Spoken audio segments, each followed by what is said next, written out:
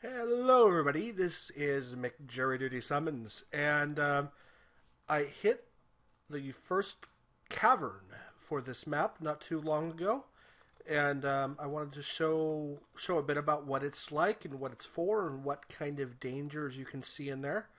And so this is deep. This is not actually that deep under the fortress. So there's you can see the kind of the well room and stuff we built in a previous episode.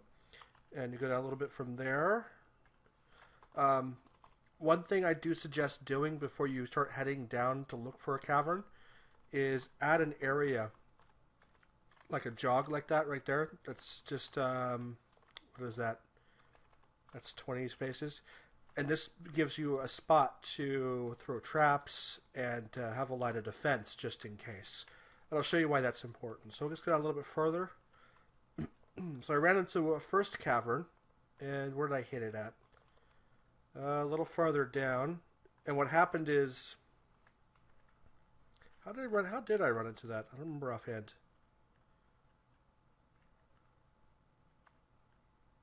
Anyway, I did.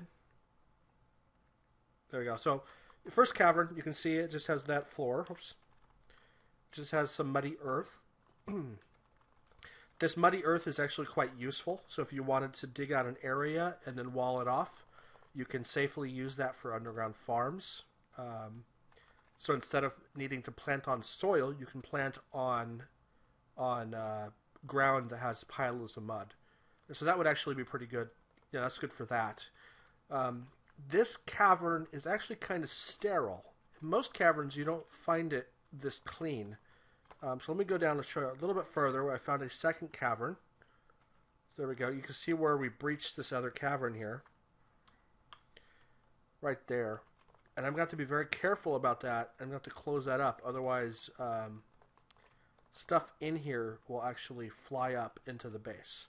And so let's go down a little bit. Alright, so there you go. You can see all the stuff. So if you ever wondered where some of the woods that the dwarves will bring, tower cap and that kind of wood, it's all underground woods. And so you can actually get them by sending woodcutters down here.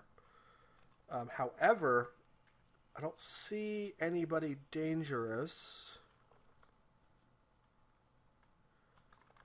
Well, nope, don't see anybody yet. But oftentimes, sorry about that. Oftentimes you'll get people, or not people, but enemies will come through here that will be happy to eat your dwarves. A lot of times, like forgotten beasts will show up in the caverns. And so, if you do decide to do stuff like gathering plants, you can gather plants down here for underground crops. You can do wood cutting. You can even build farms and stuff down here. If you do that, make sure you have a good military standing by, and perhaps traps. And even if you wanted to just to wall off an area so they can't get to it, just be careful because it's a little bit more dangerous than above surface. But it is completely exploitable. And so I have it set to dig a lot farther down, hopefully to find the third layer. There's usually 3 layers of caverns. And I haven't breached the third layer yet, so I can't really show you that. One thing that does happen when you breach the caverns for the first time, or the second time in this case, whereas in this cavern, we don't see any of the plants. And so on this one, it didn't happen. But on the second one, where it does have the plants and stuff, it releases something into the air which allows those plants to start growing anywhere. And so they will start growing in your fortress if you have an area with soil. So for instance, this loam, clay loam, once I unpause this, we're going to start seeing it's like moss and stuff like that. And you can even take advantage of that. You can take advantage of that effect to actually make your own safe farming area. So let me find a good area to dig out. So I'd like to dig out just a huge area and let my dwarfs go to town, but let's see.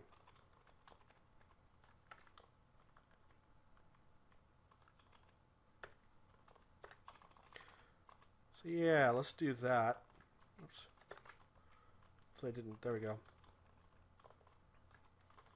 So yeah, I'll do something like that. That'll be kind of an area to farm whatever will grow in there.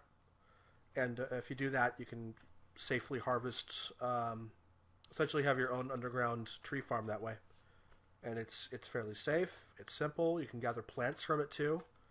So if you needed more plum pelmets, plum pelmets grow underground.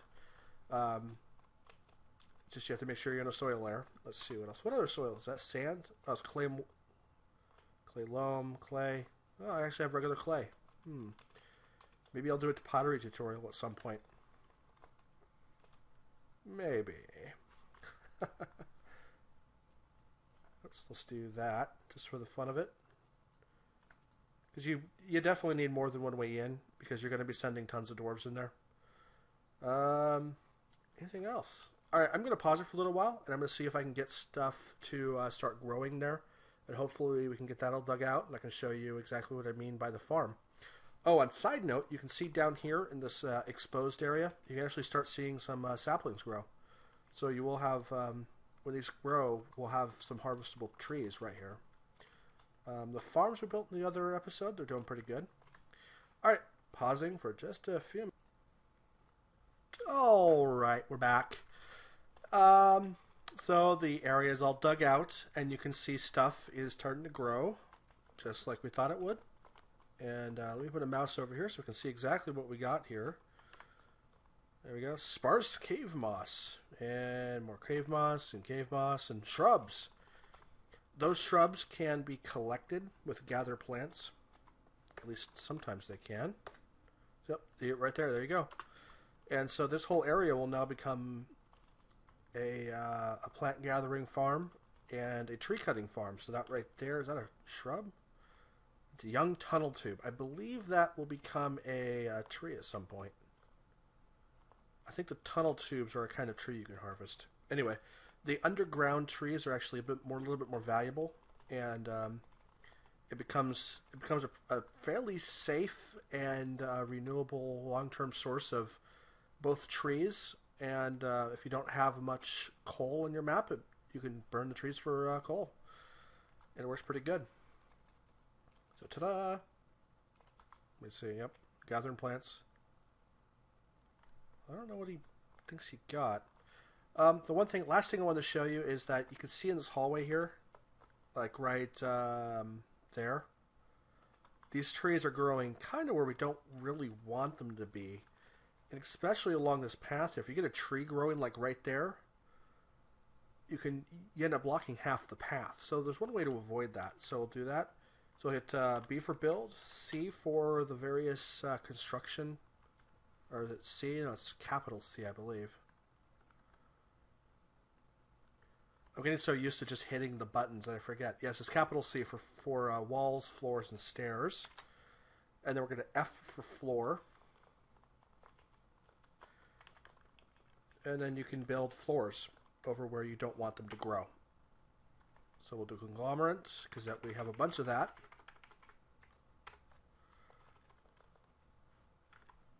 And floor, we'll just put this whole path with floors. And I think I mentioned before, but if you hit Shift Enter, it'll use whatever you're selecting for all the bricks, or for all the parts. There we go.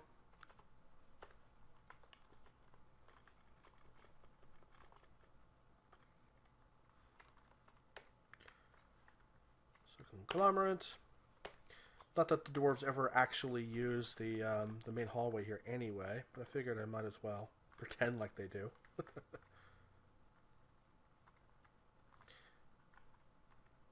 And I have out of conglomerate. There it is.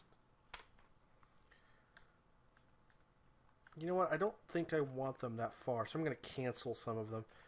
If you do want to, the only problem with these is if you end up wanting to build a trap or something, you'll have to cancel, or you'll have to deconstruct that part there. So let's go back to here. That way, at some point, we'll fill this whole area with traps. Let's see. Yeah, it would be a bit of an issue if a tree grows in here, so I'll have to keep an eye on that. I don't really want to put stuff down there yet, but oh well. Let's see. Yeah, that's about it. And so let the dwarves get on that, and we'll have it'll be quite handy. Let's see. Let's see if they started growing in that first cavern yet. Nope, they didn't start. They're not growing in the first cavern. Well, you know, I'm not really sure why they're not growing in that cavern, but there it is what it is. Oh, one last little thing I forgot to mention the caverns is these spider silk. That stuff is quite useful as a cloth, and I think it's one of the more valuable cloths. So it's 6 instead of 3. Let's see here, cave spider. I think the most valuable is the giant cave spider. There we go. Yeah, so 24 each. So if you're into making textiles, that's one of the best textiles you can get is that giant cave spider silk. All right, I think I've blathered on quite long enough. If anybody has any questions, let me know, and I'll do my best. Ta-ta for now.